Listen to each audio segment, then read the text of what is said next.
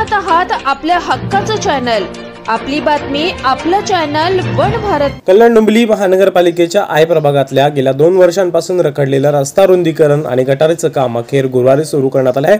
अतिरिक्त आयुक्त योगेश गोडसे आणि उपायुक्त अवधूत तावडे यांच्या मार्गदर्शनाखाली सहाय्यक आयुक्त भरत पवार यांच्या पथकाने या कामाला सुरुवात केली आहे। काम सुरू करताना मानेरे गावातील काही गाळेधारक आणि स्थानिक नागरिकांकडून कामात अडथळा निर्माण करण्यात आला। संबंधित भागात तणावाची स्थिती निर्माण झाली। पोलीस प्रशासनाने परिस्थिती शांत ठेवण्याचा प्रयत्न केला।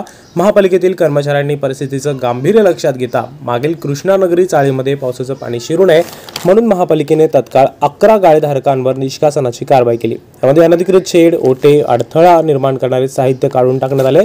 त्यानंतर वादग्रस्त ठिकाणी जुनी गटार व्यवस्था शोधून काढण्यात आली आणि ती मुख्य नाल्याशी मार्गिकेनुसार जोडण्यात आली।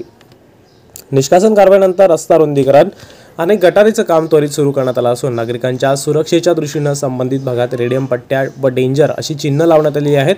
महापालिकेची या तातडीच्या आणि ठोस कारवाईमुळे गेले अनेक महिने रखडलेले महत्त्वाची कामं मार्गी लागली असून लवकरच परिसरातील नागरिकांना सुधारित रस्ता आणि सांडपाणी निचरा सुविधांचा लाभ मिळणार आहे।